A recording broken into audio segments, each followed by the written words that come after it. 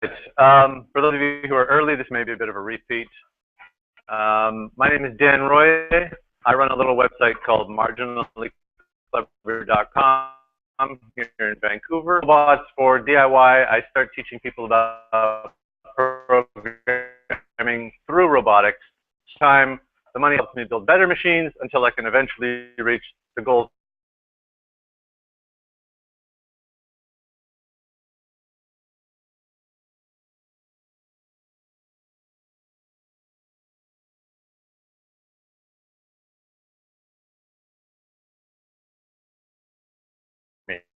I know NASA's not going to send me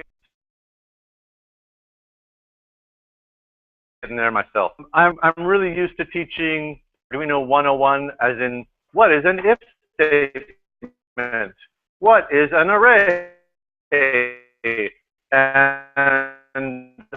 I understand all of you are way above that. So this is going to be a novel for both of us, or all of us.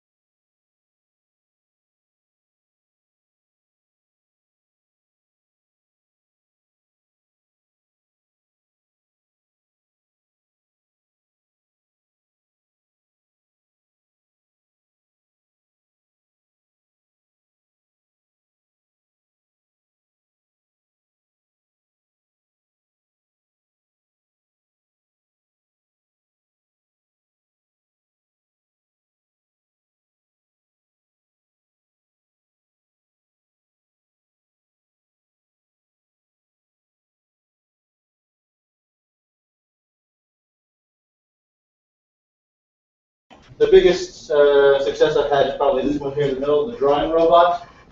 I've got a website where when you turn one on, it phones home once, and I put a pin in a map. And I can tell you with confidence, there's 720 of them around the world now, either from people who downloaded the designs off Thingiverse, which is open hardware, or who bought the kit from me and built their own. What you're going to learn here today in the class, you're going to get a real taste of Arduino. And if you can get these LEDs to go, then you can get, it's a small step from there to get a servo to go. If you can get a servo to go, it's a small step from there to getting really any kind of motor to go. And once you've done that, well, the sky's the limit. You can build any kind of machine you want. The only rule is making sure you have enough amps and the right currents, and off you go. We've also got some fun items in here. I'll go through the whole kit, really. We've got an infrared receiver, so you can automate your door lock or your lights across the room. We've got a real-time clock. Arduino doesn't come with a real-time clock built in, and this will run even when the Arduino turns off. So if you want to have some kind of power down and power up later, that's an option. We've got a nice little joystick. You'll find the rubber cap is separate in the bag, but it pops right on there. I've been able at home to get XY coordinates out of this. I have not been able to get the click action, so if you can do that, your Kung Fu is greater than mine. This is a relay. This little blue box here. This will allow you to drive high current, high voltage from low current, low voltage. If you try to use your Arduino and plug directly into the mains power, you'd melt it the same way you would if you tried to hold both ends of that wire. This will protect your Arduino and let you turn on something more expensive. So, like I was suggesting, you could put your receiver into your Arduino, put this into your Arduino as well, and then when you push the button, it turns your device on and off. Sneak that in behind your coworker's desk and reboot his machine once in a while. There's the receiver. We've got a 16-button pad here.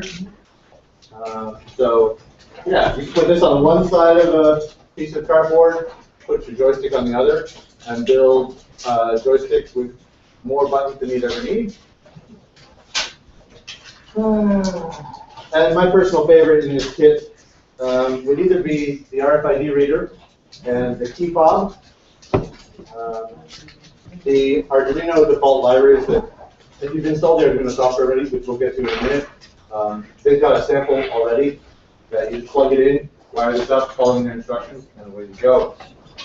Again, you could put this to your relay and then fire a solenoid to unlock your door and read your key fob through the door. Keyless entry right there. Your Arduino could then connect to a Raspberry Pi that has a database, and then you could allow only your friends through. We're hoping to do something similar at the Vancouver Hackspace, which is the local, you're all familiar with Hackspaces? For those of you who are watching this home alone, at home, Hackspaces are communal garages where people work on things. You know the business that started in somebody's garage? This is what they've got nowadays because nobody has a garage of their own anymore. Okay, so your Arduino, your USB cable, the moment you plug that in, it should automatically install your driver. Arduino.cc is the download site for the Arduino software. They're all inconveniently named the same, so if you use Arduino to upload Arduino to Arduino, that's clear.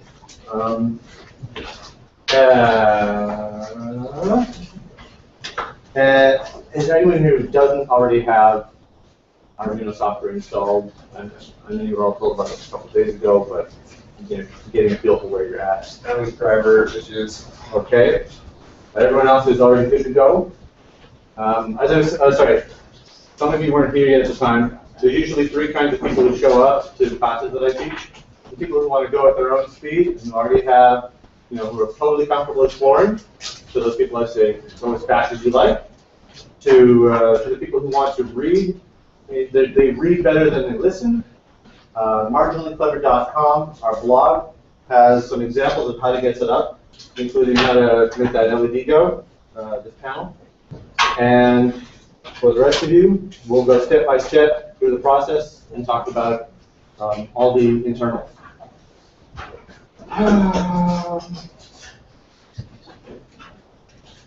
Okay. This is so weird for me. I apologize. If you've all got Arduino software already, then I might as well just start you off with an initial sketch and lead you through something simple.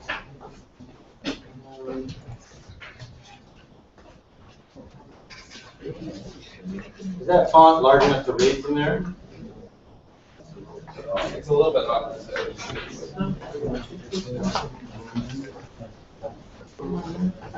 Better?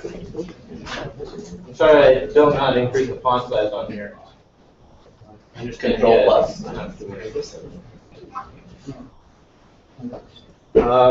In the battle days, when you wanted to work with a microcontroller, and you had to write your own assembly, or you had to know all the internals of every chip. These days, thanks to Arduino, the popularity is because it's made it so simple. You write C code, it does everything you want. And the API for what we're doing today is really, really simple. The first, you basically tell it what you want to do on a pin, and then control the voltage on there with a single command. Perfect example here is, I say, pin mode 13, I'm saying the pin with number 13 next to it, I want to output data on that pin. I want to send out electrical current. And can I make the font larger? Yeah. I tried to, but Arduino is kind of nutty about that. Let's see here.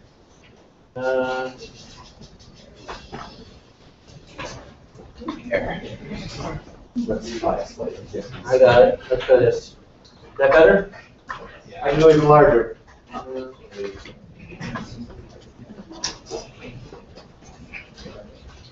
Good? All right. Okay.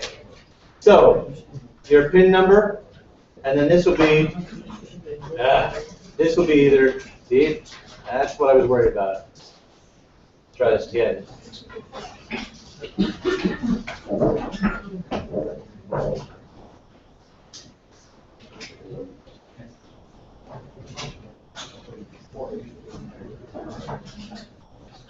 Yeah. In the process of exploring the kit to find existing examples for most of these components, one of the samples that I installed had a file it didn't like, and so every time I fire it up, it gives me this message about 7 times. There we go. Okay, so in every Arduino sketch, you need 2 major components. Which runs exactly, the setup runs exactly once when the board reboots or turns on. Which runs over and over again as long as the board has power.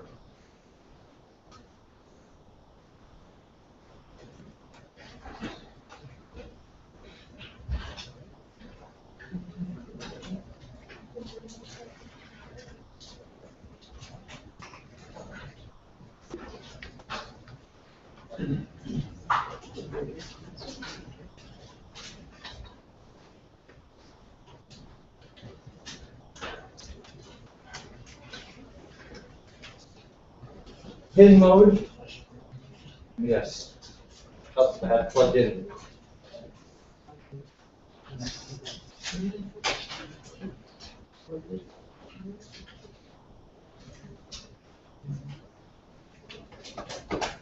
Done uploading.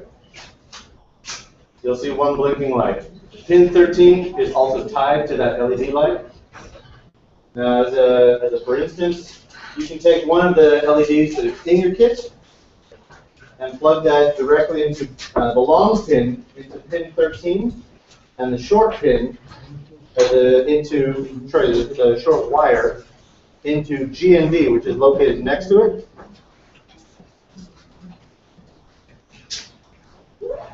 And there you go. So you can adjust the delay value, that's in milliseconds, to get any pattern you want.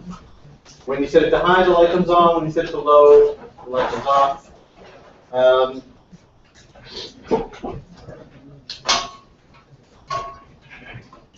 So this is a simple analog signal, binary signal. We have a more complicated process on here called PWM, pulse width modulation. It uses the internal clock to very carefully time the pulses of highs and lows. You just tell it what kind of pulse rate you want, and you get the motion that it takes care of the rest for you.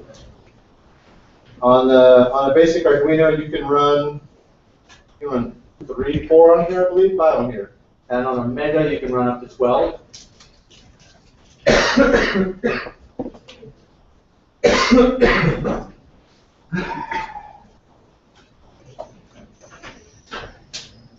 trying to find the easiest way to set this up.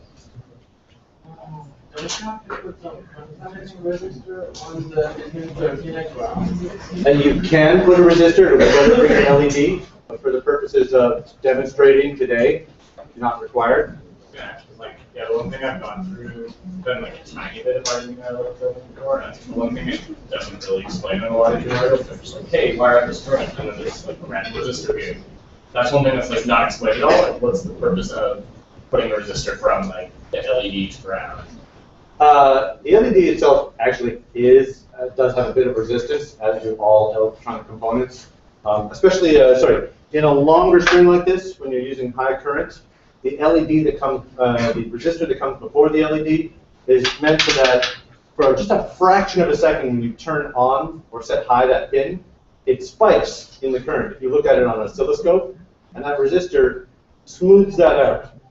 Eventually, after enough runs, that little spike on the start will damage the LED and will eventually wreck the first. If you have a string of lights, your first one will no longer light up, which is unfortunate. Yeah. It does. Yeah, it's a pull down resistor, keeping the current low enough that it doesn't cause damage. So it's effectively the same thing that's happening when you go from like resistor from ground to the. Or that's the same thing that this resistor sitting from like ground to the LED. It's just like protecting that. I would put it on the other side. I would put it between pin 13 and the LED. Okay. Yeah.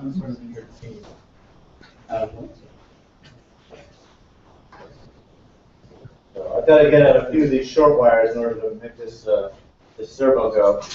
They provided a lovely 3-pin connector on here, and it's. I'm looking for the thing in my hand.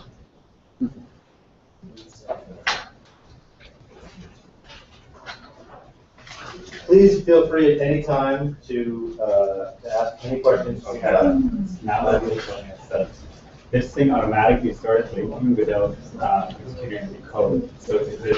Your Arduino probably came with a blink sketch already installed, Oh, okay. and we've written our own here and changed the speed. So it has a ROM inside.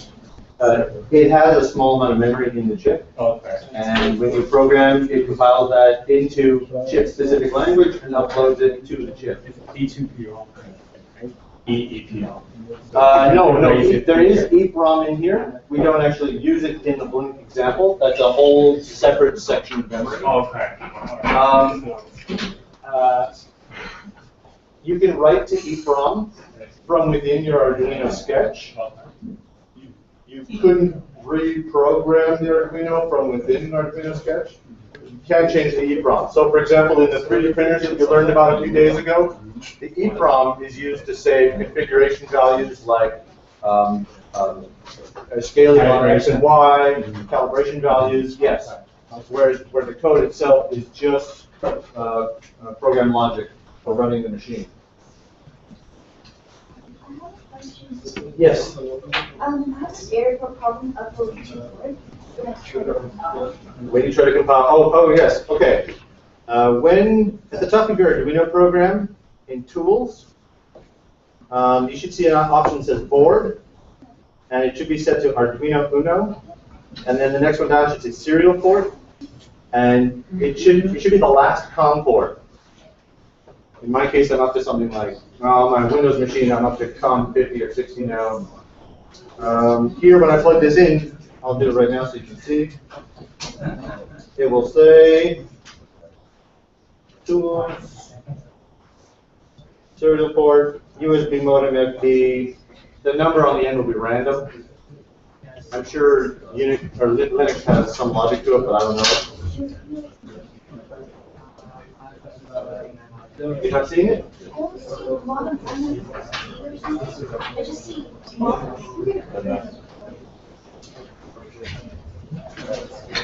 Sure, you're doing it right. Is the power You might want to plug in there, but I plugged in there. Maybe there's low voltage, so it's not showing up.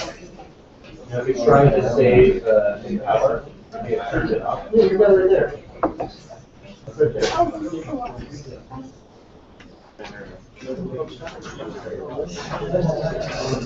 There you go. We're good. Okay. Sure. Oh, if anybody's on 64-bit Windows, you need to do a little jumping through hoops to get the drivers to install. You have to disable the driver check, driver signature verification. From the settings itself, or the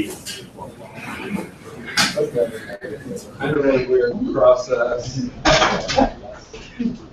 But if it's an unknown device and it refuses to install the drivers, then it's flag and again. oh,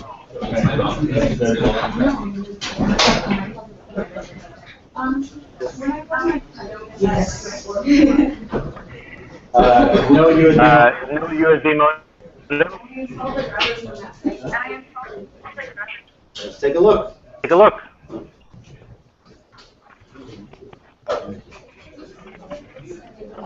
You.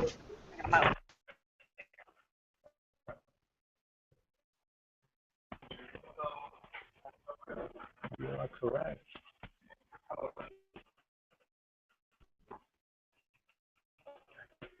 Again.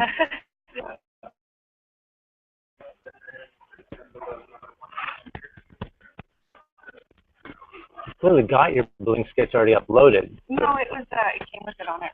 But that's master the self link. Yeah.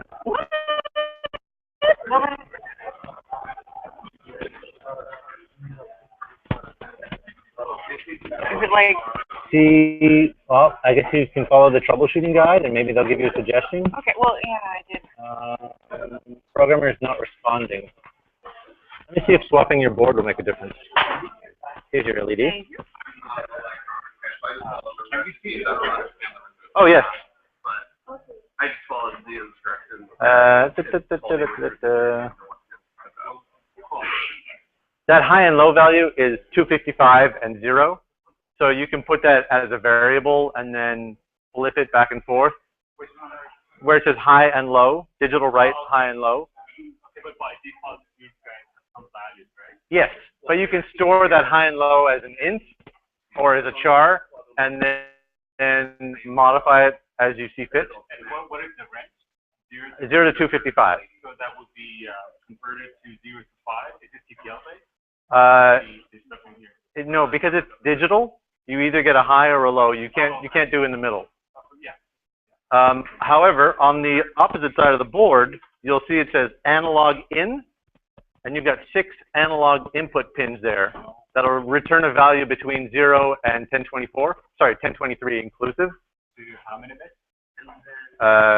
1023 is It's like 10 bits. Like yeah. Yeah. Yeah. Very high accuracy. If the device that's returning the signal to you is high accuracy, then yes. Yeah, the ACD back in the day we had to pay a lot for that kind of ACD. You'll also, sorry, I should have covered this before. On the digital side, you've got 13 digital pins. A few of them have a little tilde next to them. Those are the ones that also will output a PWM signal, which is good for running a hobby servo. If you have 2 hobby servos and you plug them into a board and you get them moving in the right way, you can make a thing that walks or at least drags itself on 2 legs. The servos that come in the kit are 180 servos. So I'm going to wire this up and show you that what will happen is you give it a PWM of 0 and the arm on the servo will move to one end. You give it a signal of 255 and it will move 180 degrees the other way. And if you give it 128, it moves to the middle. So by doing a little bit of scaling, you can make that go wherever you want. That's how I got the legs to move on the crab. And earlier versions of this arm also used the same idea. Now, if you take the servos, if you're not careful when you buy and you get continuous servos, that's different. The speed that the motor turns at is controlled by the PWM. So your middle value that makes the wheel not move. Your low value runs in reverse. Your high value runs forward. If you put 2 of those facing opposite direction, you can use differential steering to make a car that goes anywhere. We've got some photo sensors in the kit. If you have 2 continuous servos and 2 photo sensors, you can follow a line on a floor. That's essentially how most of the, I watch a lot of videos online of car factories like the VW, and you'll see their big robots. The whole half-finished car is on another car that's following a magnetic strip on the floor. That's basically how they do it. I find that really convenient. When they want to redo the factory, they just rip up the tape and put it somewhere else. How's that for rapid prototyping? Okay. I've taken 3 of these male wires. They've got a little metal pin on both ends and plugged them straight into the female connector on the hobby servo. And the orange line, I'm going to plug in where it says digital 6. I should say the yellow line. The red line in the center, I'm plugging that in where it says 5 volts on the other side of the board. And the brown line, I'm going to plug in where it says ground, which is right next to 5 volts on the same side of the board.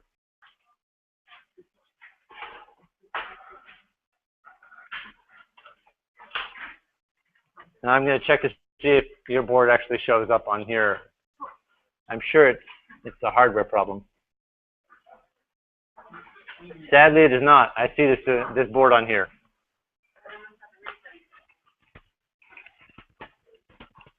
Thank you.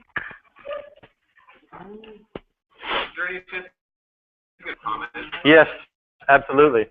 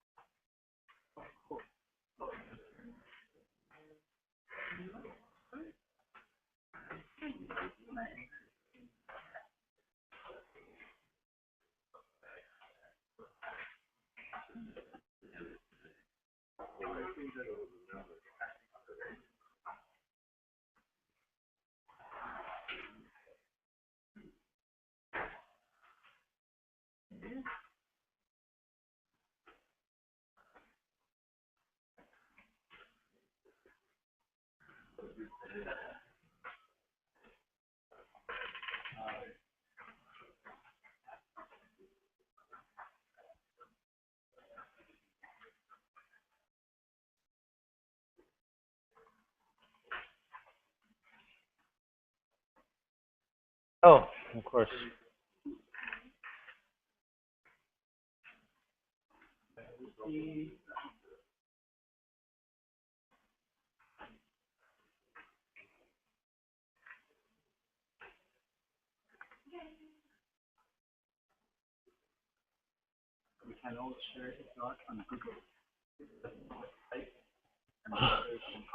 A good idea.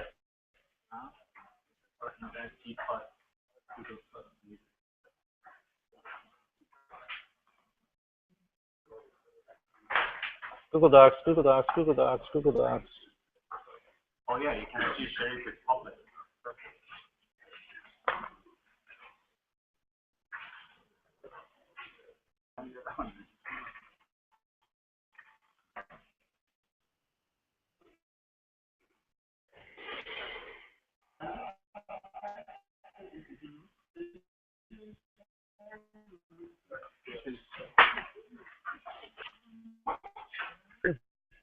No. That's the sound of the 9G servo sweeping back and forth. I'm going to stick one of these little arms on so that you can see it from a distance.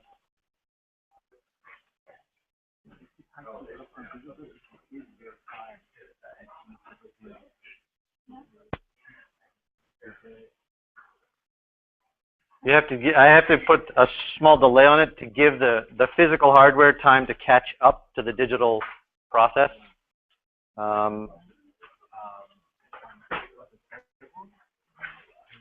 Stay there. Google Docs.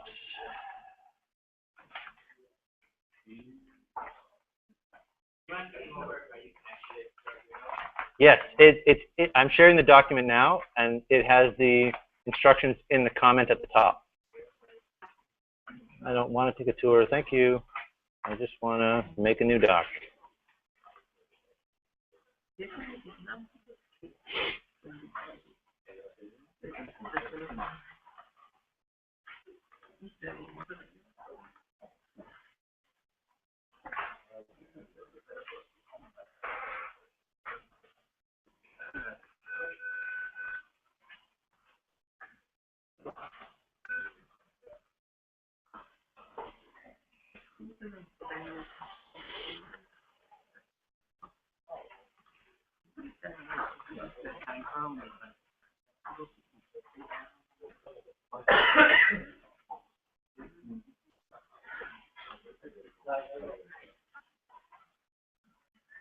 Ah, that needs Linkify.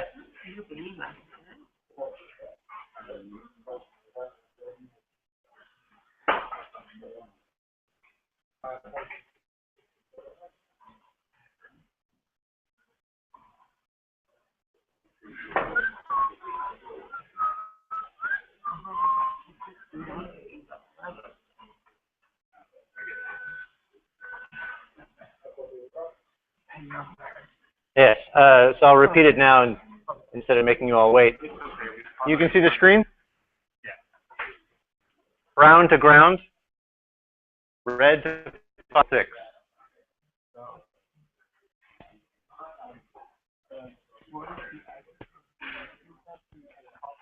Yeah, I was trying to shorten that so it'd be easy to type.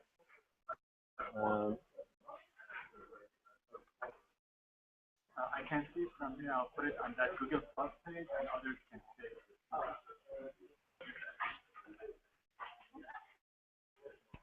Type in docs, so we don't have to do this process again. Okay. All right, note for future.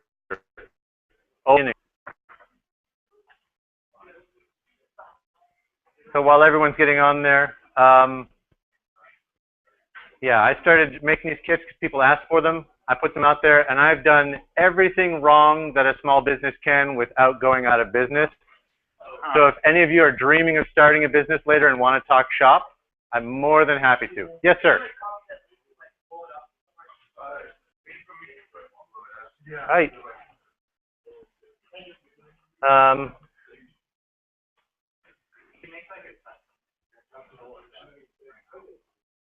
That a bit easier to see? Oh, yeah.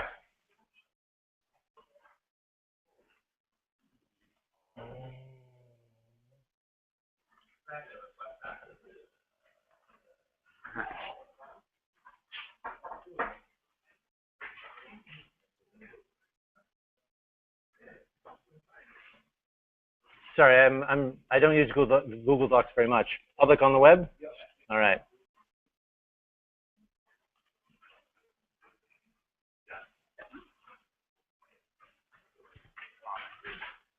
I apologize for the formatting in this code. That is not how I normally write. These days, all the code I write and goes into a tutorial somewhere on GitHub and then gets reflected back on my page. So I'm used to writing out all the comments first and then filling in the bits in between with code. I'm sure you all do the same or something similar. S-attach, you're using a library servo that's already done most of the work for you. You're just saying, hey, I put my servo on pin 6, and then by calling write, you're giving it the PWM value. You're telling it what PWM value you want. You have to give it the clock, the internal clock, adjust, sends a signal, and then the servo responds. Yes, sir.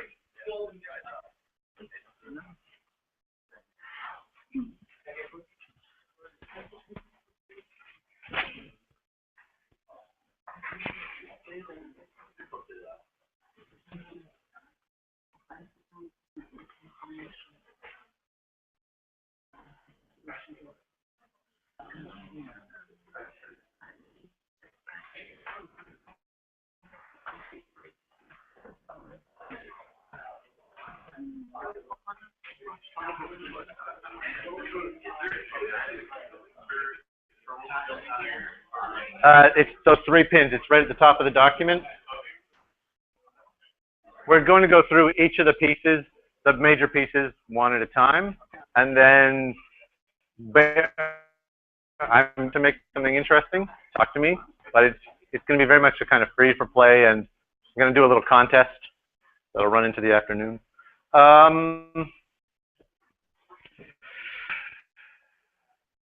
I'm just waiting to see. It's excellent. Are you, well, Stuart, are you doing it as well? No. No? Oh, okay.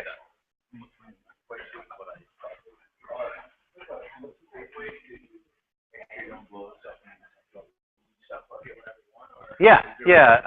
The equipment in this kit are all 5 volts, and if you feel at any point your e-stop on all of these robotics projects is pulling out the USB cables. You kill the power, the thing stops moving, you're good to go. The crab robot was 12 volts.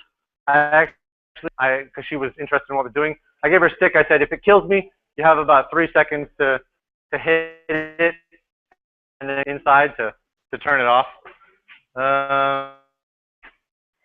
Memories. Yes, sir. Right. There's wires in your pack. They're wound with some, and they have a metal pin on both ends, a visible metal pin. One other end goes into the Arduino.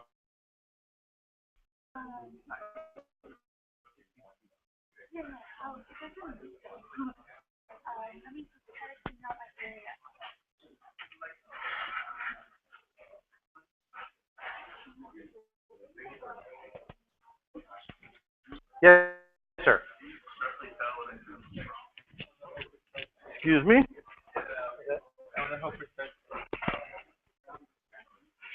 You've got, this is going to 6. This is not. Oh, great. I found it here somewhere. You should. Have you uploaded? Aha.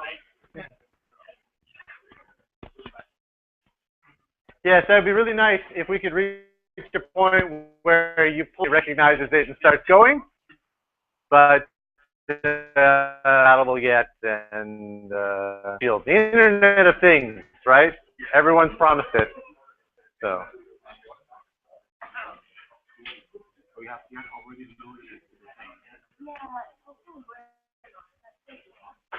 What's going wrong? I compiled it, Yep. it just doesn't run. Because the red wire here, the green, should go to 5 volts.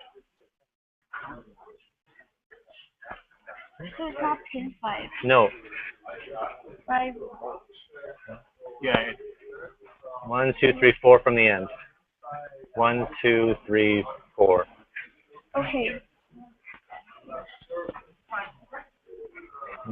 And you uploaded this code?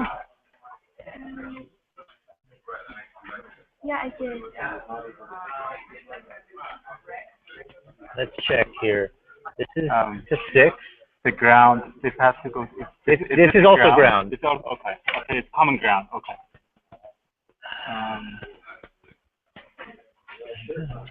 That's correct.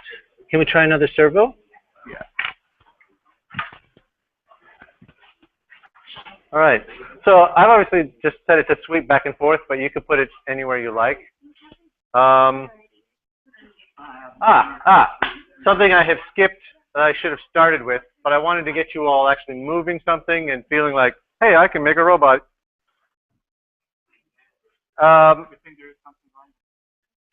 The most essential thing for all of the sophisticated machinery that you are going to be building in the near future, right, is debugging. And there's no profiler. You can't stop execution at some point and ask for a value. You have to do it the old style with, you know, printfs all over the place. So, in your setup,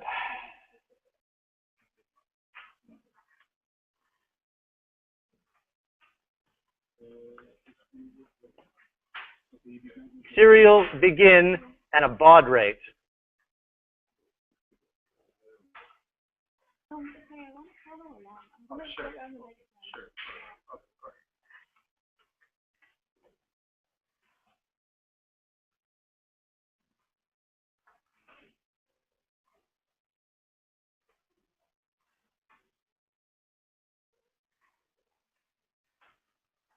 I've added a few print commands in here. You can set pretty much any baud rate you want. So I've set it to 9600, and this will use the USB, send data back through USB. You can also use the serial commands to talk to any other device that's plugged in on pins 0 and 1. You'll see it says RX and TX on the board. You can, in theory, daisy chain boards together and have them all communicating. I've never done it myself, but I've heard some people who have. Pretty much any protocol that you can come up with, if you can follow the signals, produce the right pattern of high and low. There you go. And several of them are already built in. I2C, anyone familiar with I2C? Okay. SPI? Okay, you can do both of those on here in some format.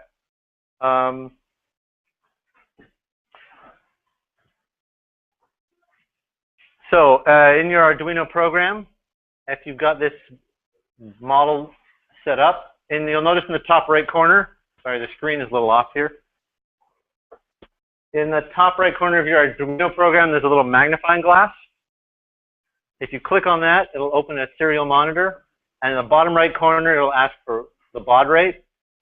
That number should match whatever you put in serial begin. And after I upload it,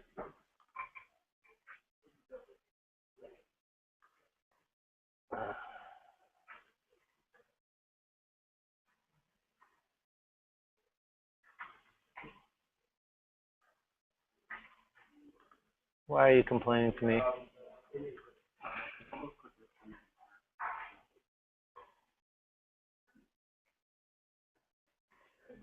Oh, I see. The quotes are silly.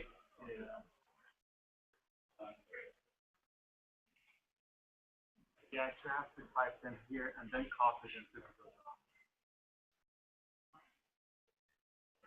Done. Yes, sir. Mm-hmm. Yes, is there a place that shows you, okay, for the server to connecting to the Arduino board, or this is where you plug things in? No. No? No. When you They have to be for the server, they have to be like some sort of spec sheet. That's how it works. yeah, when you buy your servo, you should make sure they include a spec sheet. If they don't buy it. Okay. And So, if I Google Tower Pro, it should have a spec sheet. yeah, you'll actually find there's a lot of people making knockoffs as well, but they're all identical. Okay. So the challenge is not following the spec. The challenge is buying a good quality. Yeah. So we've got one-way output happening here, which is pretty straightforward. You can, of course, instead of print line, you can put print without ln, and it will all print on a single line. You can write print and drop a variable in there, whatever you like, and it will print that out. If it sees your variable is type char, it'll print it as a character, whether or not it's actually printable. So you can print, what is it, 13, and you get a return character. Yes.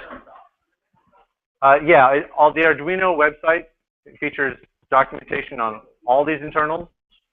I'm covering them with you live in the hopes that that makes you more comfortable. That's the whole purpose of this. So we've got one-way communication going here. You can also call serial available. It's in the serial class, there's a method called available that tells you if data is waiting to be read by the Arduino, and then serial read, I believe, which will read in a single character. And I'd like to share with you, I'll put the link in the,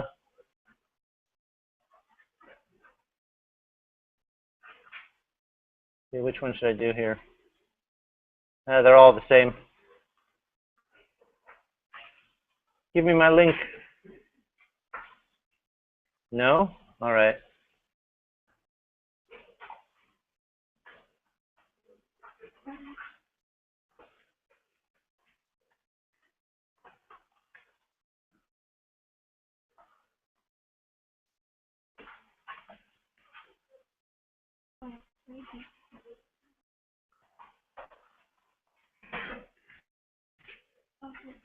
I've written up a small library that will both send and receive.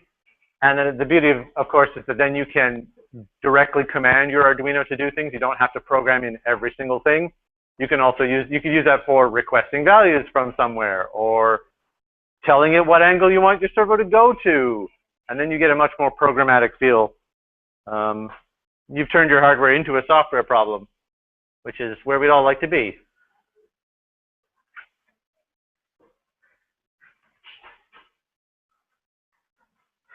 This is an example of a GitHub project that I wrote a while back. It will send a line at a time from a text file to your Arduino, and the Arduino sketch included in this project will wait for a line, process that line, whatever code you want to write in there, and then sends back a greater than character to indicate it's ready to receive more instructions. And it will do a sort of ping pong like this as long as you want it to. That's the basis for actually every single one of the robots I do now. They're all run on G-code, and they all do this ping pong process. This board you see here, this is a Rumba board that drives 6 stepper motors. It's the same thing you get in a 3D printer, writ large, and it appears as an Arduino Mega to your Arduino software. So if you need to drive, if you want to build a Stewart platform for that, if you want to do 3-color 3D printing from a single machine, this is a way to do it. And the only difference between this board and the one that you're working with today is that board, I've used a multi-threading process. I use the timer interrupt on the Arduino to handle the motor movement, and then the main thread, the loop function, to listen for new commands and then queue them up for the timer interrupt. I don't know if I'm talking gibberish here, but I think you all get what I'm saying. No? Okay. So what next? From an LED, we've gone through a servo. Now that we've got one LED, we could do the whole set. Start printing text on this. And I'm thinking we can make a little game out of this. If you can write AI to handle the paddle on one side, and you use the joystick to handle the paddle on the other, you could make a very, very tiny game of Pong. You could draw blocks from above and use this to rotate them to play a very small Tetris. There's all kinds of options.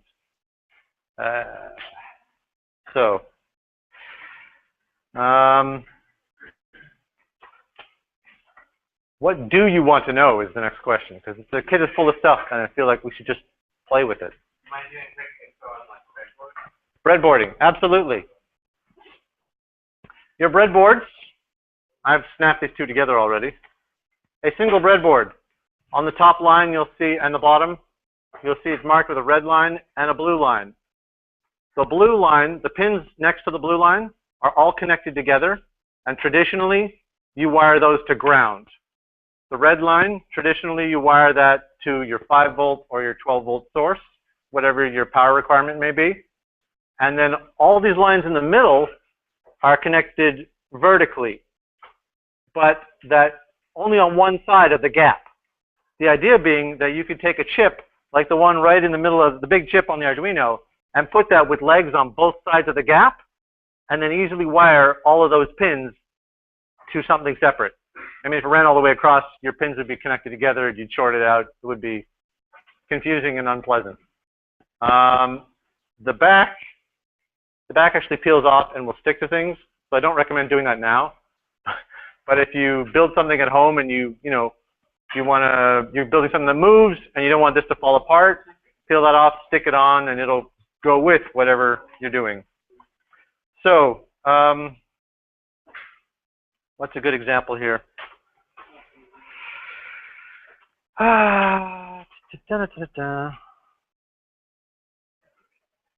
This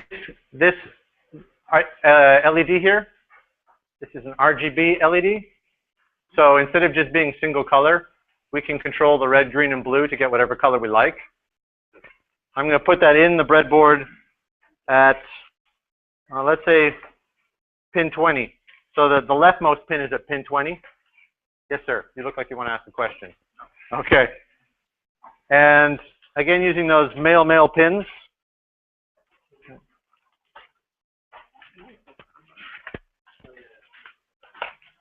You're going to need 4 pins this time.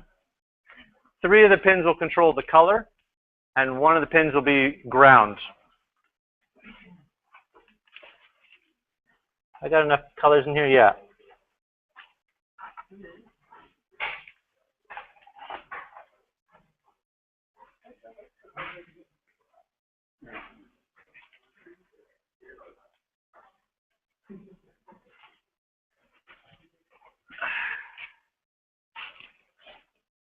Now,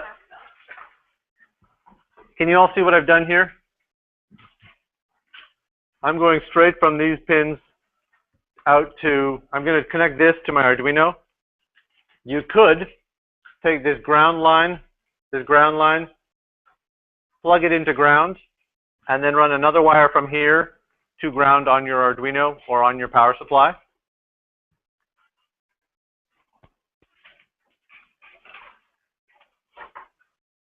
But I hope you all understand that because they're connected vertically like so, yes, if I put this on the other side of the gap, it wouldn't work. There's no signal from the top half to the bottom half.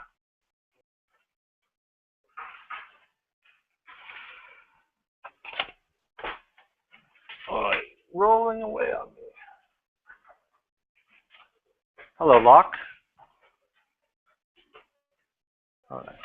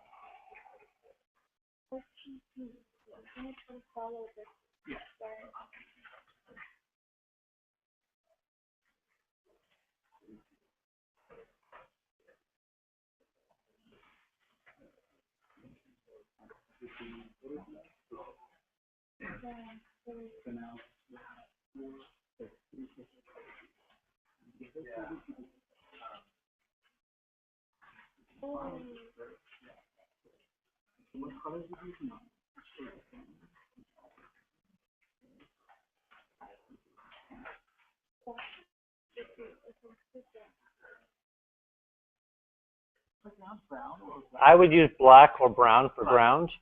For 5 volts, I would use red. For signal, any other color. Traditionally, that's what you should find.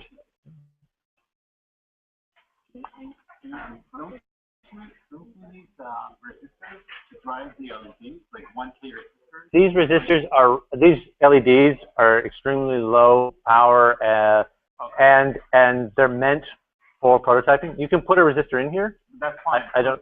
The current consumption is already controlled. Sure. Okay, noted. The Arduino is also pretty resilient in that it's got built-in. It'll protect you from doing a lot of dumb things. Yeah, it's made for kids who make mistakes. So feel comfortable to get crazy with your Arduino.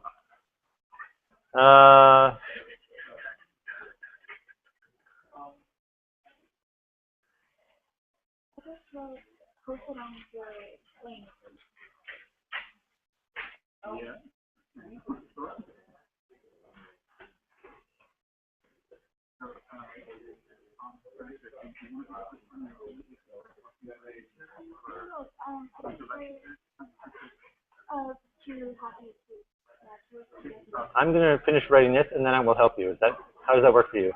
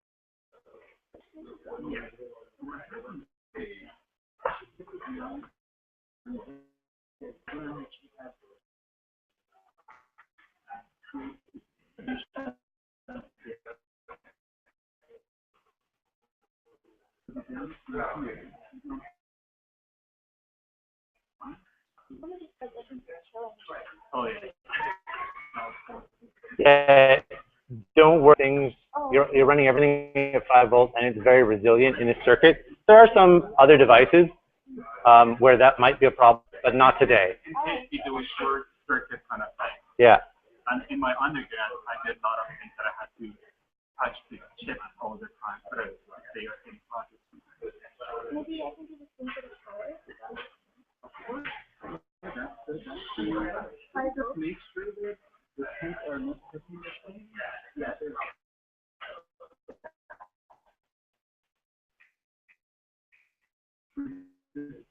That is the essence of doing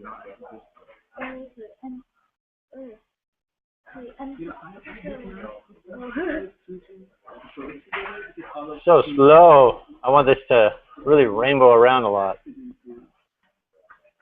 Okay.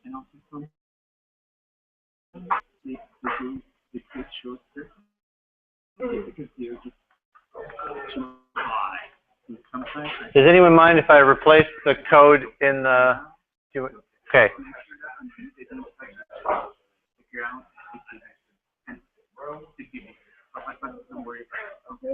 All right.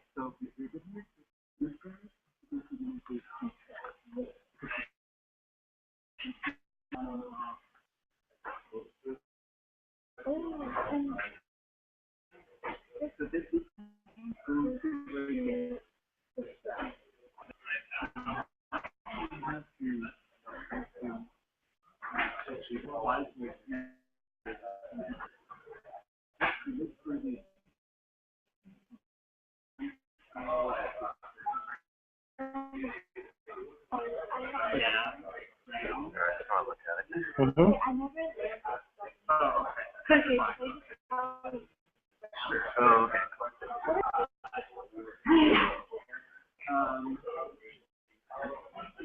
Oh, that would be why.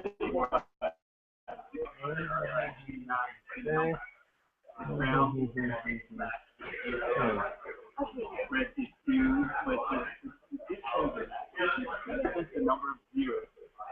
So when you put ground means 1, black means 0, and the rest is number of zeros. So red means 1, 0, and place 2 zeros. That means 1,000. So that would be 1,000K. 1,000 people. Okay, so what else do we can? So that would be the thing. So here we're going to do something in just right now. So You're very good. You're very good. Yeah. Okay, so bring the other one and we can create another class. So there, and what if you bring this?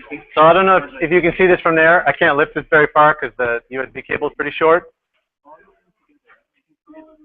But you can see the color on this LED is changing. I'm using the PWM signal to rapidly change the pulsing on the red, the green, and the blue channel. And by changing the, and by doing them in a series of nested loops, it should go through the entire rainbow. Can you talk about the connections one more time? Yes, sir. I've got the pin that says R1. I'm taking that to ground. The red I'm taking to pin digital pin 3. The blue I'm taking to digital pin 5, and the red, green, and blue. So red is to 3, green is to 5, and blue is to 6. If you reverse those in any way, like if you put blue to 3, it'll still work. You'll just get a different rainbow than what I'm getting.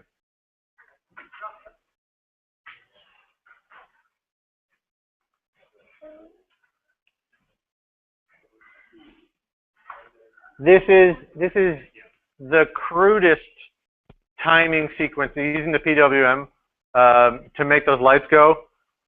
In something more complicated, these are WS2811 LEDs. You'll see them all over the place. Earlier I was mentioning at the Vancouver Hackspace, we built a wall out of these, and we just run crazy colors all the time. Adafruit has put out a library that does all the driving for you. So all you have to say is, this is the red, green, blue value I want, as though you were programming graphics on for your video game, and it'll take care of the rest for you. You can fill a buffer and then just say LED show, and the wall updates. Yeah. I recommend if you want to try and feed video to them, shave the lowest, make the lowest bit on every pixel 0, and at the start of the frame, make them 1, and that gives you a frame marker. So even if you lose a few bytes of data as you're transmitting to your Arduino, which can happen, you'll have that marker to look for, and then you'll know when to start the next frame and display it to your string of lights. Does that make sense? Okay. We've used serial to send data one way and to receive it back. There's no checksum, there's no error checking, none of that. There's no TCP/IP safety net to catch you. It's raw. So you can write your own checksum values in, or you come up with some other method. In the case of trying to send video to a large collection of dots, what we did is, first we played around with, well, can we do a 7-bit system? Or can we do some, like, can we use 2 bytes to send everything? And then that first byte will only be 1 at the start of a frame of an image. And then we found that, well, nobody could tell when we removed a tiny bit of precision. So we set the lowest bit 1, on every color value that we sent to the LEDs. We set it to 0, except at the start of the line of a new. Sorry, so what was the color that they were trying to create in here? We were trying to send whole strings of live animation to our string of pixels. RGB. RGB. You could do it with grayscale, but we were doing RGB. And then for each pixel, how many bits was assigned to? It's RGB 24 bits, so 8 for red, 8 for green, 8 for blue. And we just shaved we made sure that it was always, and everything by FE. So the lowest bit is always 0, except on the first pixel, when we'd forced it, we'd OR it by 1. And then in the Arduino code, we'd look for that 1. And when we hit 1, throw the previous array to the wall and start again. And that way, even if we lost a byte, it'd be on the wall and gone so fast, no one would notice. Yeah, yeah. It's not a file transmission.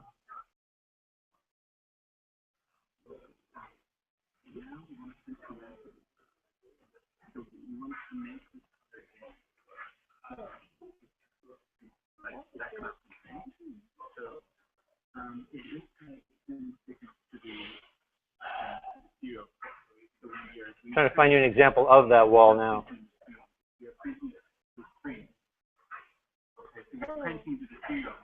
There it is.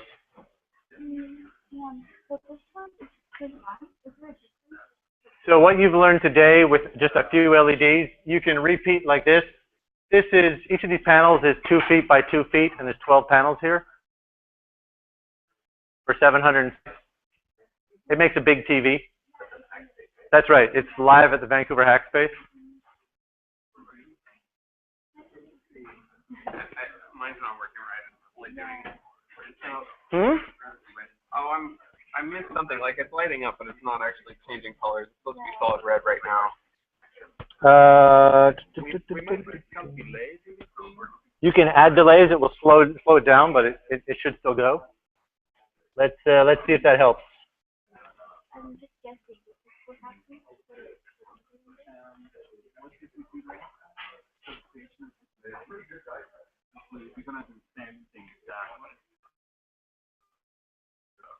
But I have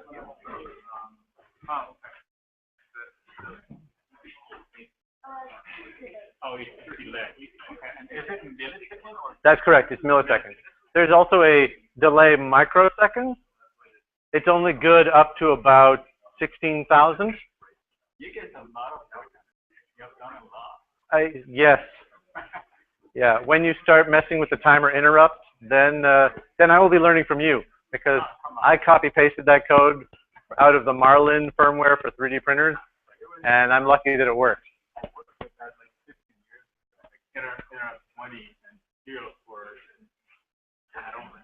It makes me nervous when I make an AND equals to a value that I didn't create, and that really affects the system. But that's how it works. There are reserved keywords that actually directly affect the hardware. Yeah. Okay. So is everyone getting their rainbowy colors to go? No?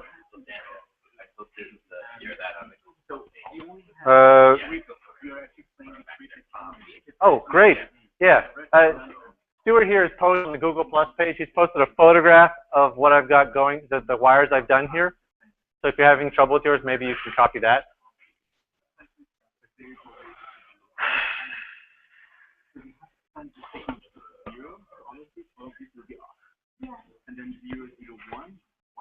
Yes, sir.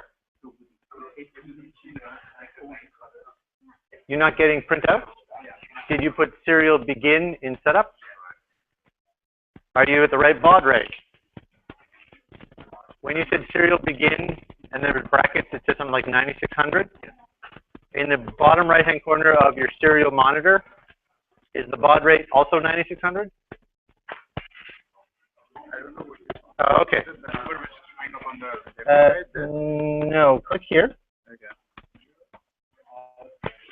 This is already, there's your numbers. Now this number down here has to match whatever you put in serial begin, or it's like, I'm talking very fast, you're listening very slow, and all you hear is blah, blah, blah, blah, blah, blah, blah, blah. It comes out as garbage on your screen.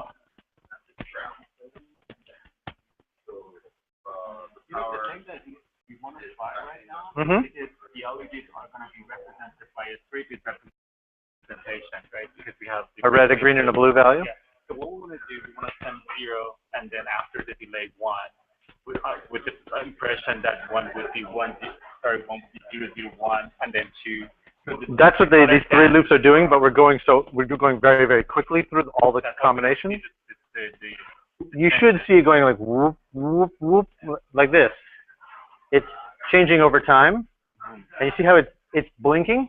That's because the first value is quickly cycling. if I and 1 all the LEDs. Instead of using 3 nested loops, repeat we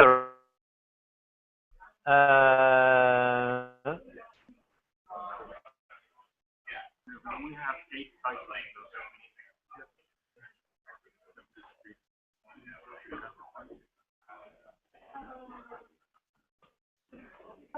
Well, I know like 2 to the power 3, 8.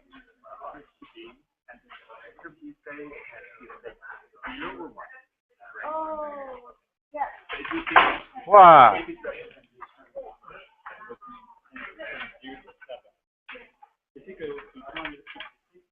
No point of sending that after 7. It just leaves significant bits with affected. But I think these are, I don't know if they're trim or whatever value to write to the like, you can actually give it in terms of. So I have green showing up right here. You see the demo I wrote? Yeah. I'm only calling these to this. Watch the color change. I'm hitting upload now.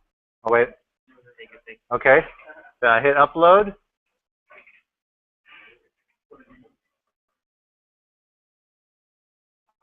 Different color.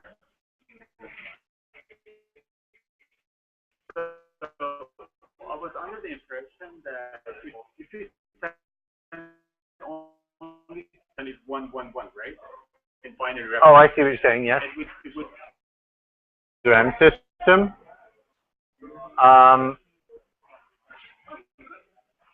The pins that we're sending out on only take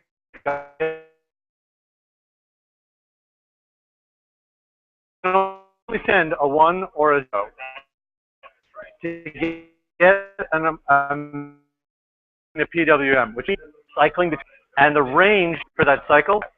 So if you send a 7, you're going to get a very low value in there. That is how we're going to come up with 205% intensity with the sequence. We're playing actually with the sequence. That's right. That's right.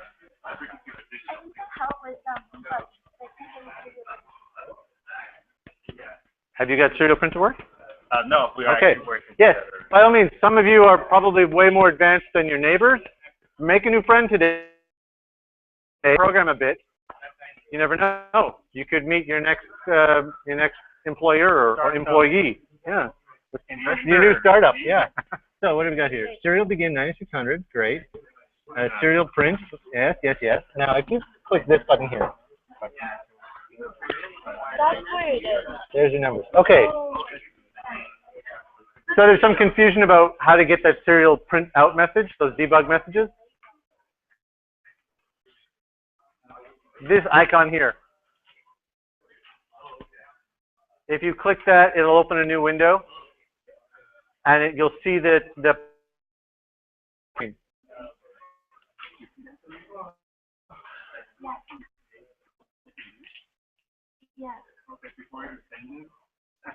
yeah.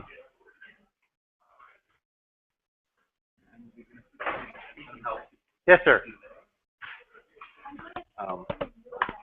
I am setting. I'm going to start. Mm-hmm. I assume that means. Well, reading upside down. No, I'm good. I'm good.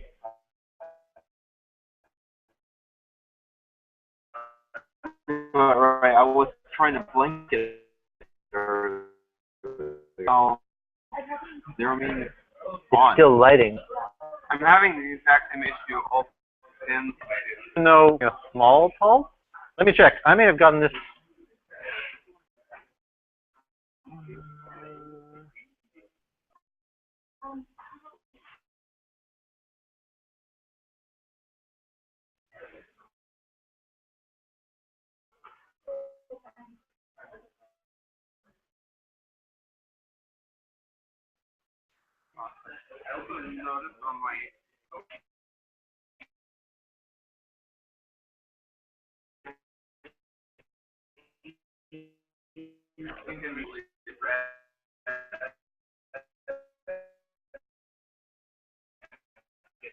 I've just been. Okay, yeah, it's already up there.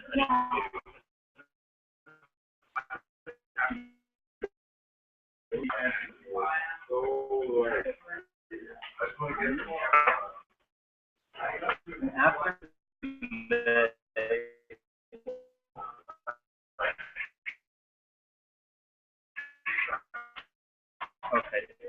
Give me a second.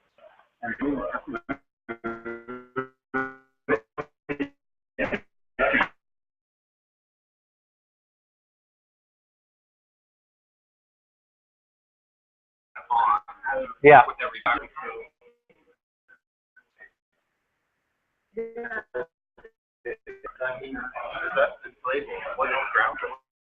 One. If you disconnect R1, you'll get.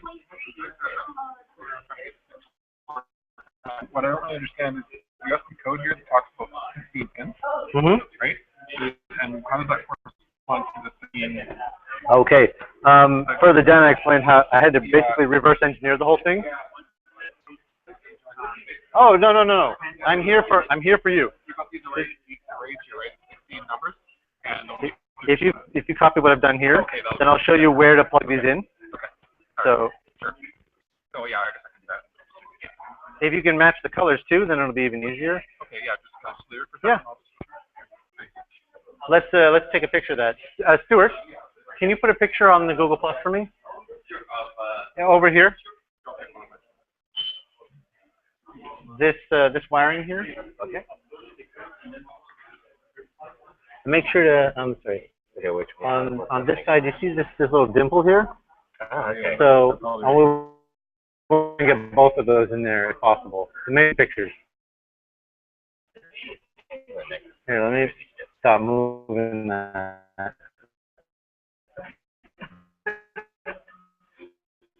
The dimple is on the.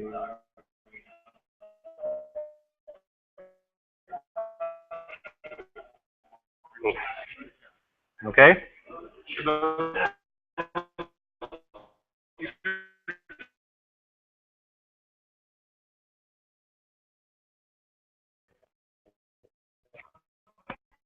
Mm-hmm.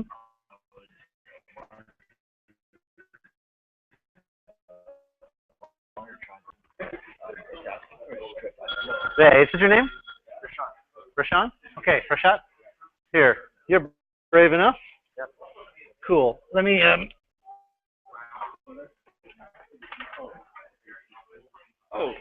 so, yeah, so, you need to run one wire from V minus here, the white wire, to your Arduino, which, where's the end on this thing? Hold on a moment. Yeah, there. Okay, so, this white wire has to go into ground on your Arduino, and this goes into, what is it, pin 6? For controlling the color. Okay. If you do that and plug this in, this whole string will light up. Oh, got it. Awesome. Thank you. Okay. Yes, sir. We're trying to turn the LEDs on and off every 3 seconds. Yep. This is what we came up with. Is that Mhm. correct? It writes it, it delays for 3 seconds, it prints this message, it changes the color back to 0, and immediately loops around and turns them on again. Oh, okay, so You want 2 another delays. delay. Perfect, yeah. Okay. Yes, sir.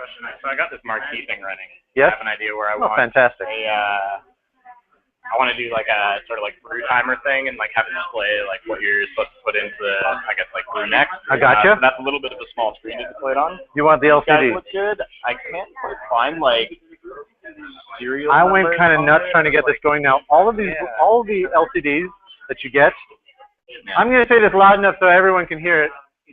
What's your name? Mike. Mike here has already read the tutorial and gotten this little grid to light up. And he's saying what he wants to do is get the LCD going for his homebrew system, for when to put in various stuff. Now, most of these LCDs, like if you go to Lee's Electronics here in Vancouver, they have every small electronic you want, including about 7 or 8 kinds of LCDs like this, none of which follow any kind of standard.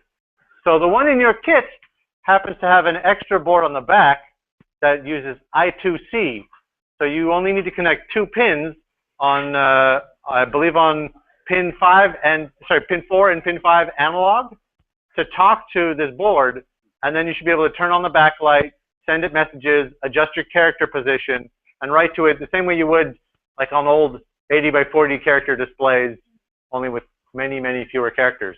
If you get really creative, you can even reprogram the character set inside, so you can do new symbols like Pac-Man or little hearts, beats, I don't know what, anything you like. So you just need to plug in those 4. Yeah. Also, like, so kind of reading in, so that's ground and that's power. That's correct. VCC. And then the bottom 2, SDA and SCL, those are the 2 that go to 4 and 5. What do they stand for?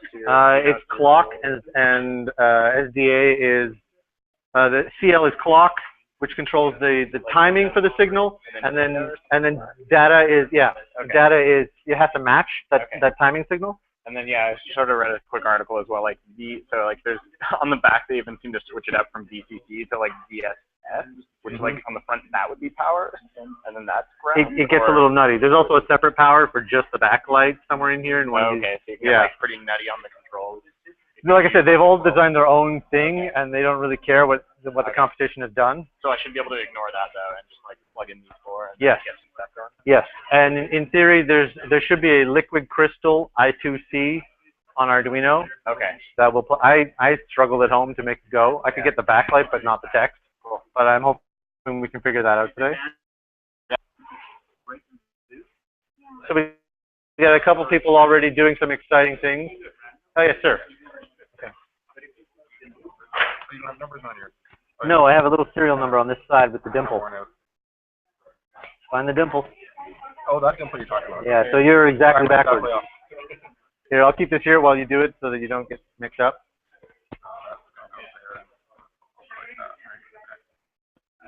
And then how do the pins work on the board? It must be in the article somewhere. I will show you. I will actually wire this back into the board because for me, I had to do it so many times this week.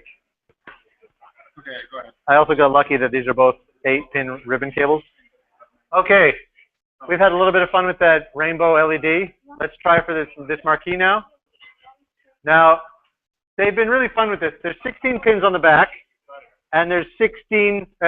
So 2 sets of 8. You'd think it's 8 down one side and 8 along the top, and if you do the right X and Y, you get what you want. Eventually, following the tutorial, we will get there. But they've done a really fun thing in that I say fun sarcastically, some of these pins on this row are inputs and some of them are outputs. And the same thing's true on the other side. They're totally mixed in a crazy pattern. There's no, I can't make the logic to it. So what I had to do is reverse engineer it and blog about it. The LEDs, you'll notice when you play with them, the single LEDs in the bag have a long leg and a short leg. The signal that goes in your LED, the power that goes through, only works in one direction. So the long leg is an anode and the short leg is a cathode. And they've mixed the anode and cathode pins here, and they're shared, which is really weird. So what it does is, if you turn on one anode and you turn on 8 cathodes, you'll get a whole line on your board to light up. If you turn on one cathode and you turn on 8 anodes, you'll get the opposite direction. The trick is to turn on the right anode and the right cathode to get the pixel that you want. And then when you've mapped that out in software with an array of some kind, then you can just say, give me this column and this row, and that light turns on. Do it fast enough, and you can get any symbol that you want on there. You're turning them on and off so quickly that our human eyeballs perceive it, just like a movie, as always being on, and you create the illusion of solidity and then movement. So these, we've got a picture, we shared it. You'll notice on one side of the panel, there's a dimple. And probably on the same side, there should be a little text printing of the model number. It's very faint on mine. It says like 1588A something. If you look for that dimple and you match the colors that I've got here, there's a picture on the Google Plus page, so you can get a closer look. We're going to wire this directly into the Arduino, and then without using PWM, just highs and low values, we can turn on whatever light we want.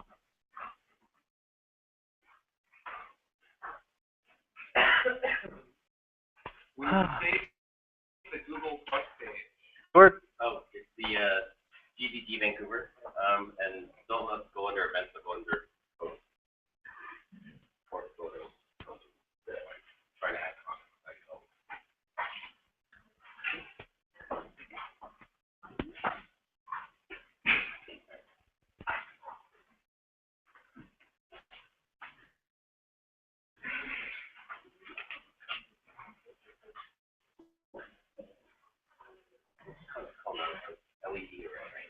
Sure, 8x8 LED array.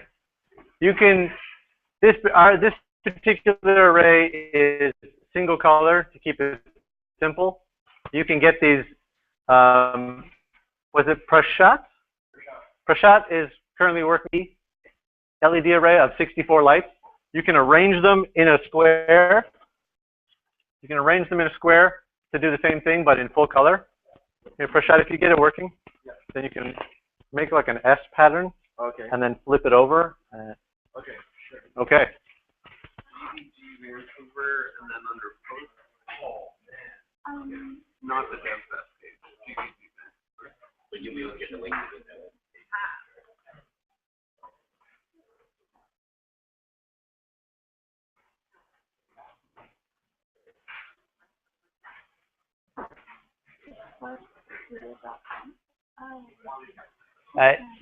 There.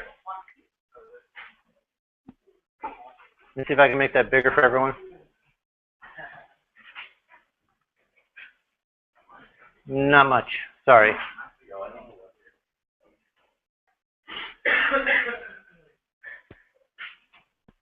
I really like these 40-pin strips because it keeps your wires so much tidier. Eventually, I feel like I just need to buy a new strip because I've torn one off, and now it's doing the same thing, but it's like spaghetti. Any of you spend much time on Reddit? There's a subreddit called cable porn. It's not what you think.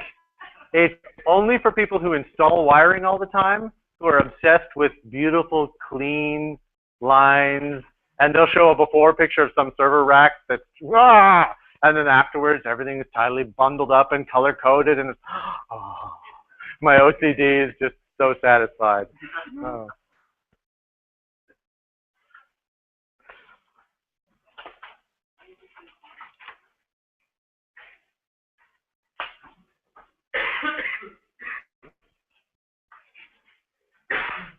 Okay. If you've matched the same colors as me, the one that begins with orange on one side, you see I've split it a bit down the middle. It'll make it a little bit easier to install. I can take a high-res picture and put it on. Okay. You can post it to GDG? Yeah. Oh, fantastic. I guess I can, or at least on that document. Here? They should be able to. Okay. Comment on it or something, or Okay, so that's step one. The highest resolution. That's step one. So I have to look at what? This here, photo of this. So yeah, that's step one. Those there. You get the pin numbers in if you can.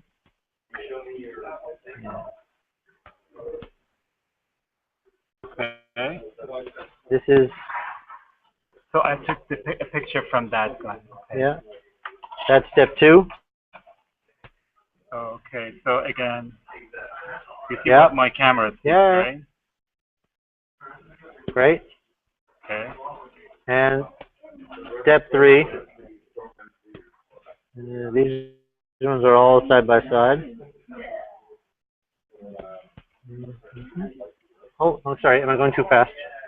Are we supposed to have the same color as you? It would be helpful, but you don't have to. The wire color doesn't mean anything except to us humans. So like when you're coding. No, only the pins, because we've matched the color to the pins, Okay. if we're all on the same page, it prevents debugging problems.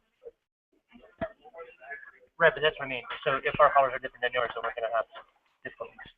You may. Right. Okay. So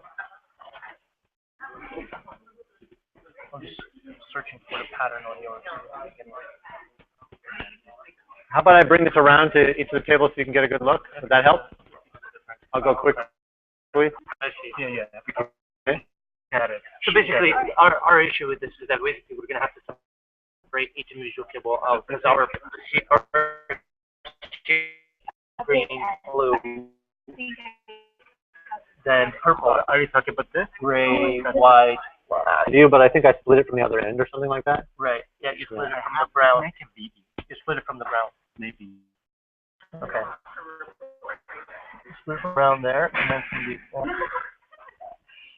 Okay. Okay, I'm going to quickly take that around. Sure. Okay, so I have to know the direction first. Sorry. Oh, so here's that pin. You have to see that pin on the bottom because that'll give you which way is what.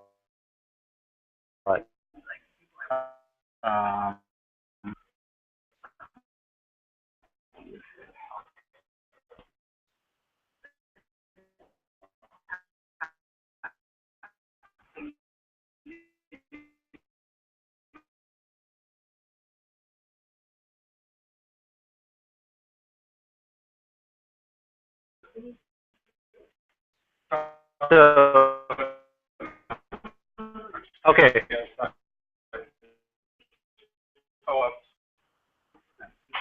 So again, these letting that you're not making a complete circuit. Again, nothing will happen. So this, how good is the connection? How is the connection on it? Like, will it stand up and say, like, you know, if you have power at 3 volts, 3.3 volts, can it take like a 5 volt or 9? Excellent question. All the pins in and out on the Arduino are meant for 5 volts. There's other brands of Arduino that run at 3.3 volts, but that's for another day. So for whatever you're working on here, if you stick to 5 volt everything, you should be fine. The question of amperage. So there's volts and amps. Amps is almost like horsepower or torque. You need enough amps at your voltage to power every device on your system. These have about 0.3 amp on each pin. No, milliamp on each pin. It's like 300 milliamp, 0.3 amp on each pin. So if you try to run a 1 amp motor on these pins, the board will just reset because it'll just keep rebooting over and over again. It won't blow up too much power, then it might blow up.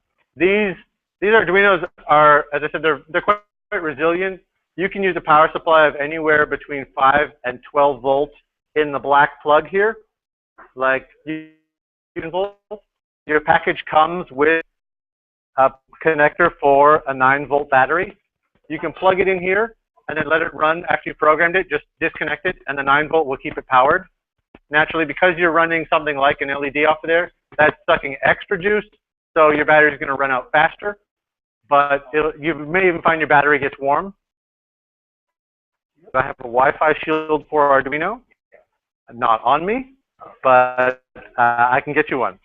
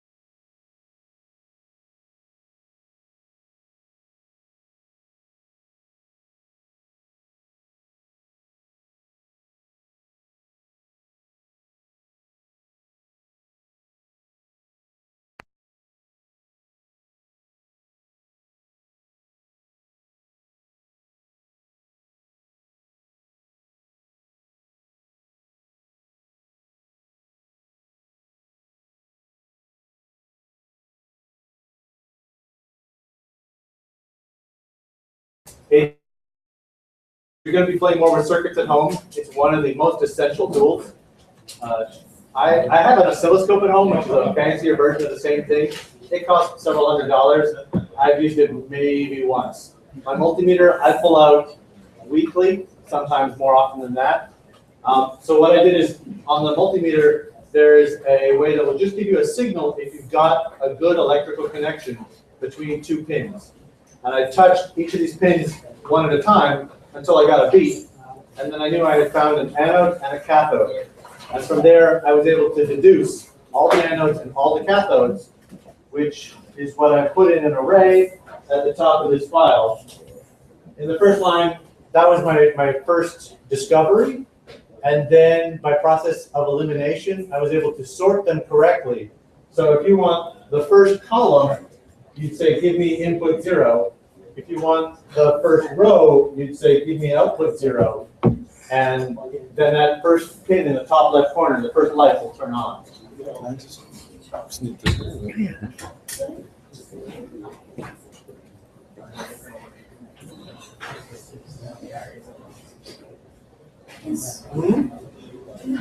can switch yours. You take this, and I'll take this, and we'll work something out. Just to make it go up. And I've heard it.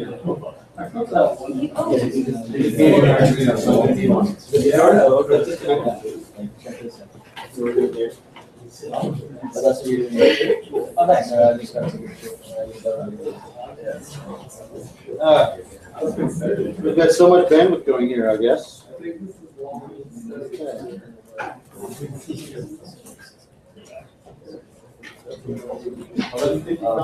We're doing good.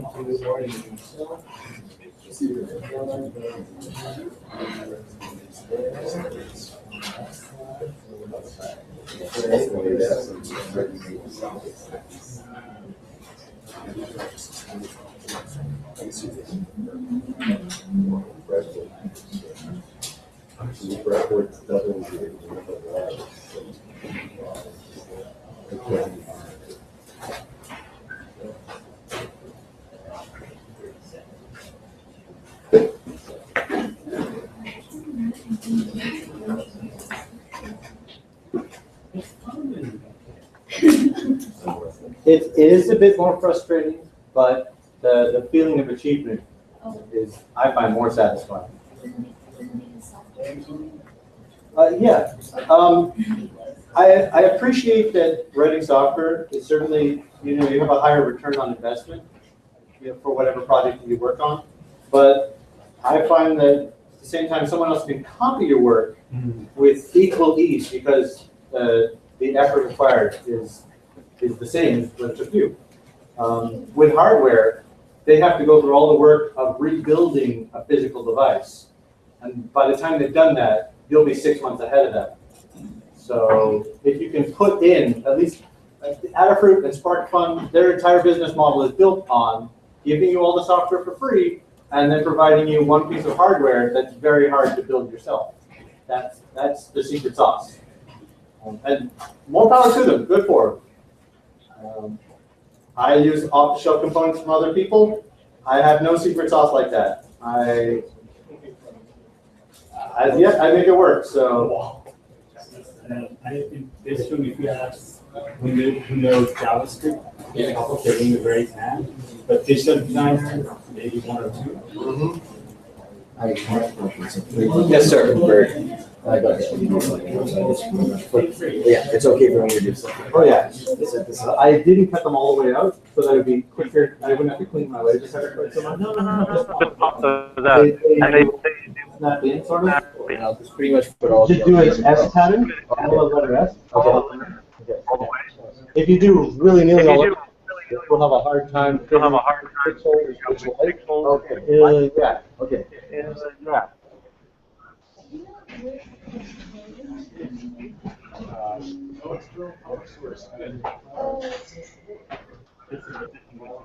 You got yours working?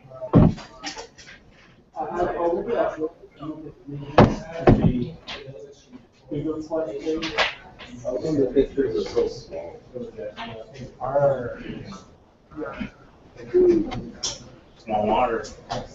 Ooh. Ooh. All right, let me just check that I've done that. All right, let me check that I've done that. That's you. Yes. Yes, I'm good. So I'm gonna plug that back in here.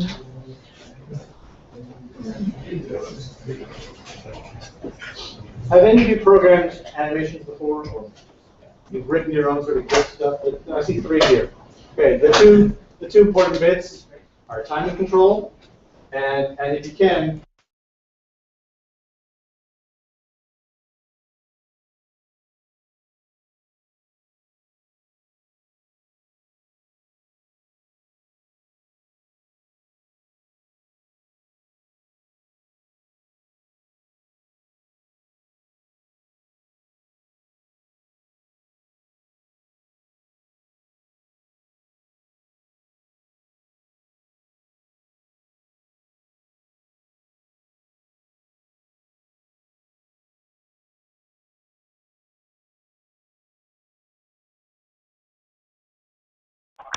in the Arduino, and every 30 milliseconds adjust the position of which lights we're turning on, and that will create the illusion of slowly moving text.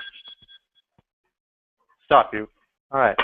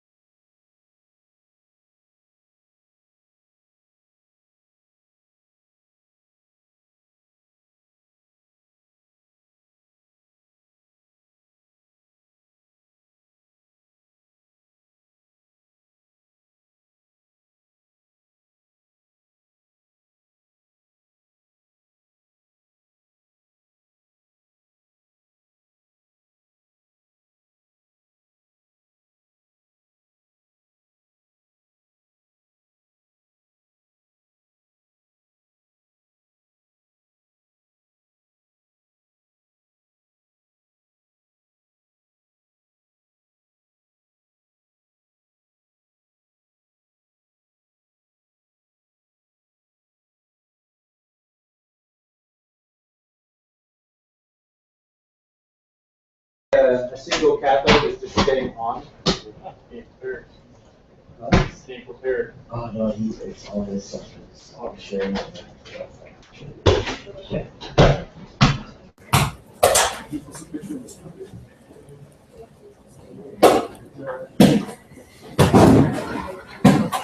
Oh, okay, so that. All of the should be here. These four, first one here, should be here. The next four should be at this side. So here, What was the Google Plus? So somehow I forgot the URL that I uploaded. What was the Google Plus? If you go to the easiest, to go to the DevFest page. Isn't this our? It's not ours. How you doing, man? I'm good. I'm a volunteer. I actually had a lot of fun with Arduinos in a project I made for EOS Light Media. They do the lighting for the Science World and Basic Place. There's a guy at VHS right now who's building an app that will let you paint the dome and then send your paint to the dome, which will light up. Oh yeah, exactly. So it may be that I actually created it may be that they're using the lighting datagram router that I created for them. Oh, you did. Because I created an Arduino interface for Matrix, which is like a lighting system, like that DJs use and stuff like that. And the Arduino converts the UDP packets into I2C signals that sends down the line to these blink and LEDs that are also Arduino equipped. So knowing I2C, you may be able to decipher the 16x2 LED matrix. Oh, okay. We've been having some fun with that. Is it an I2C? Oh, okay. It's an I2C protocol. Yeah, yeah. There's supposed to be samples online, but I couldn't get them to work yet. So I'll be posting those when I do.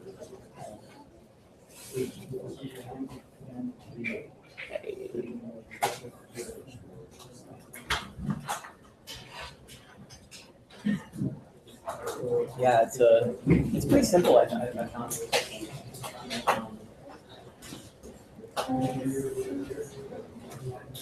There are two I2C libraries that came out with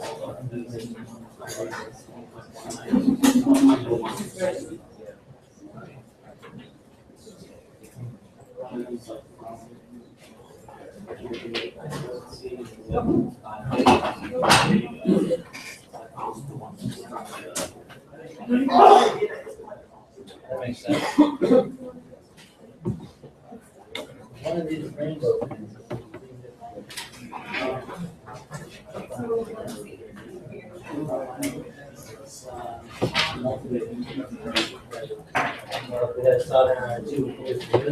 Yeah. Yes, we wouldn't have enough time for everyone to learn solder. Hey, Ahmed, how much does this remind you of 8052? Oh, wow. Yeah.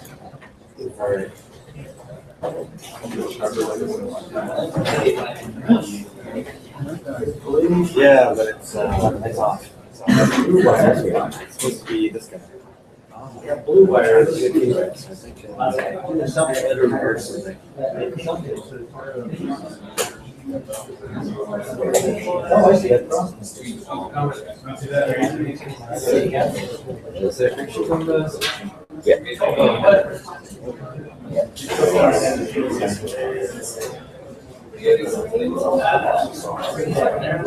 Oh.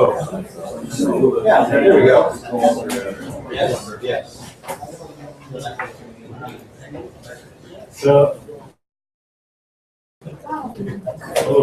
Yes, sir. So, getting back to the code. Towards the top here. It's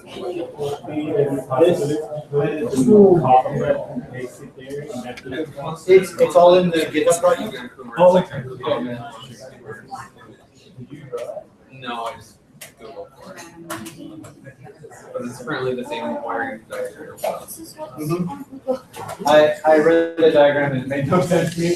And then I did the reverse engineering and looked back at it and went, Oh, now I get it.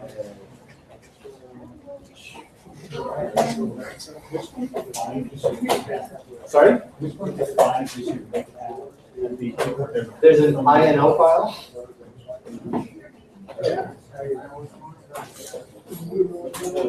Oh, it's a driver.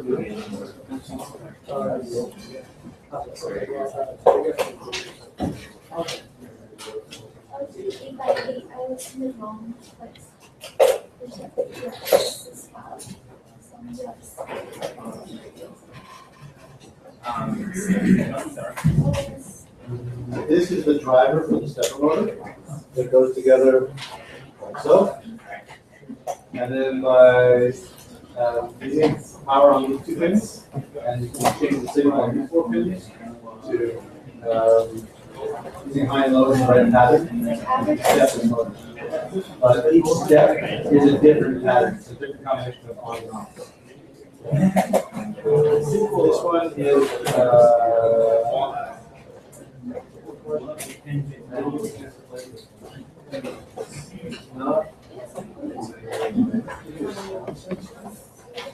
this one's humidity. This one, yeah, it doesn't have a. Oh, this one? Okay, so that's not this one. That would be. For the analog pins are used as digital inputs. Yeah.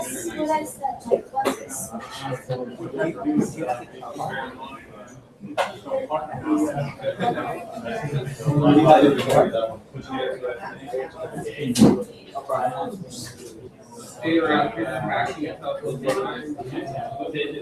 Actually, we're gonna have a contest. Yeah, okay, it is. That's right, since we're at, I can see the die. We're gonna have a little hacking contest this afternoon.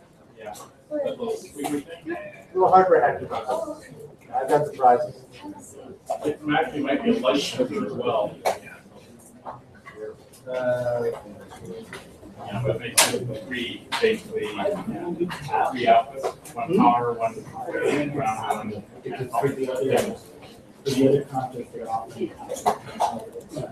That sounds really sweet. I don't have tablets. Okay. We'll eat the mixing sauce.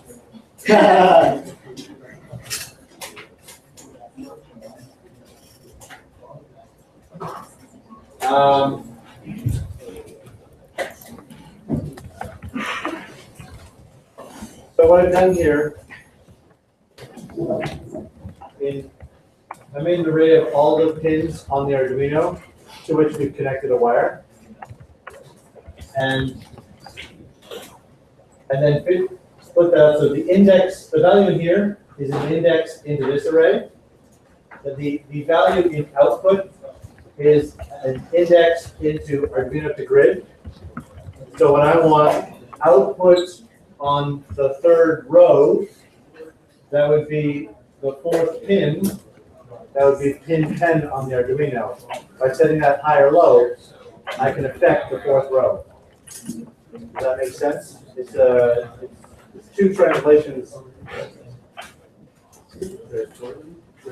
We talked before about using pin mode to set up our pins for input or output. And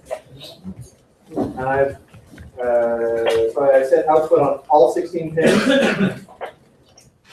And then by adjusting high and low value, I can control which pins are receiving voltage and which pins are sending voltage. When you're receiving sending, Yeah, is it response to cathode? that's correct. You have to send power to an anode and receive data, receive power back from the cathode in order to close the loop and form a circuit. As it corresponds to 0 and 1? Yes. The high value that's going out from a pin, we're using high value in the software is 255. That it's creating a 5-volt signal out to the LED. Yeah. Is there anything you have to do in the setup to make the analog pins act as digital pins, or is that just kind of happen? What's happening here, you'll notice the pin number, the highest pin on the board is 13, but in the code it references as high as pin 19. pins 14 through 19 are the analog pins. We're treating them as digital out pins here. So the Arduino is just smart enough to do that automatically. Absolutely, that's correct.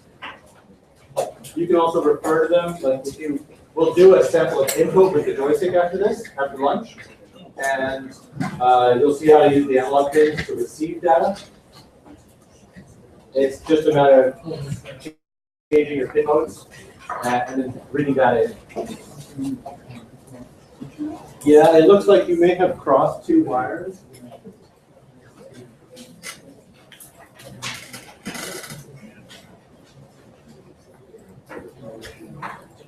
By the way, the analog pins are not in yet. The pins in their back sample that is very high.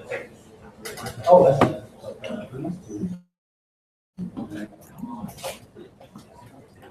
so we have a very quick punctuation.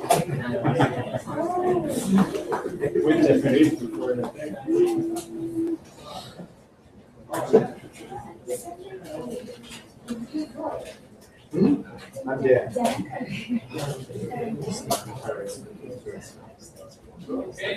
The important part about animation is all contained in. It's all contained in this bit. I'm going to trim this for a second. Yeah. Stop scrolling like crazy.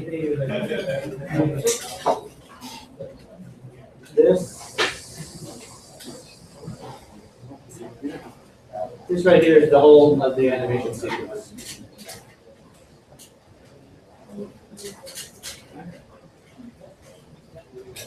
This global scroll step adjusts the position of the message along the grid.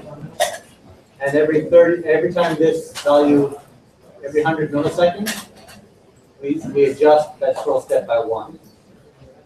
We're actually going through this loop almost maybe thousands of times before this ticks over once. And because we're turning those lights on and off so fast, our eyes can't see the difference. You're very close. It looks like you may have just crossed two wires. Yeah. Make sure that you're on analog pins 2 through 5, not 0 through 3. Okay. Says capital and the rate of 8. Like those numbers, are those the intensities that you said? There are 8 shared cathodes, 8 shared anodes. When you turn on one anode and one cathode, the current only has one way that it can flow. And what it flows through a single light. Does that make sense? Oh, that's clever. Yeah. Gotta have a little bit of a beat. Okay. Yeah. These are the things. How does it seem like a workshop? Going steady or is Yeah, I think so. It seems like everybody's busy Are the numbers of pins doing on this the right stuff. Yeah, I love it. Very So when good. I see number 1, It's hardware. Yeah, It's good stuff. Hello. I'm saying I want the 4th row to light up. Okay, so lunch is Give coming me the in 4th row and just in a get it. second. Put it in one, So I'll try to combine this Follow this lunch line here, the 4th one, the gray. lunch sticker thing. What I'm thinking is I give the stickers to In one here, the people who have projects or are one looking here, to and 13 here. build one. So we're gonna have a project going or So when I they're say gonna get EV something. cathode, Give them a cathode bunch 4, of. that means pin 1, that means Then what I'll pin do 13 on the is Arduino. make everyone who isn't in a group go out and speak to people to get a sticker. Pin 1 on here, because you see these pins don't match the order on here. The first translation. Figure that should get them at least. Something to go out and say hello and have a sticker. So when I say E4, I want to take pin 13. Does that make sense? So I'm gonna repeat that for those of you who are wondering what the hell is going on in this code. Let's say we want the fourth column to line up on here. The 4th column does not correspond to the 4th pin because the designers of this thing weren't nice enough to do that. So at the very top of the code, you'll see it says input, and then there's pin 1 here. The fourth column would be 0, 1, 2, 3, 4. That's pin 1 on the back of this grid. And pin 1, if you follow the wire down, you'll see it goes to pin 15 on your Arduino. Index 1 in this right array, because I made these space 1, I'm sorry about that, goes to pin 13 on the Arduino. So by doing a nested array, saying input 4, we get 1, which goes to 13, which goes to our that pin on the Arduino. I'll put the other way around. If we adjust the high and low value on pin 13, it will affect the fourth column on the display here. That's the humidity sensor. You can lick your finger and touch the pad and see the number slide up and down if you're doing an output. It's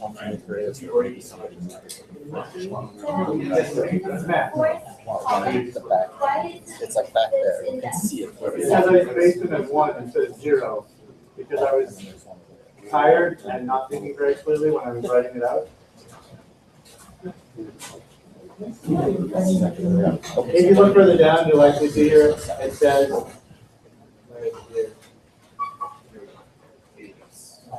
yeah, -1.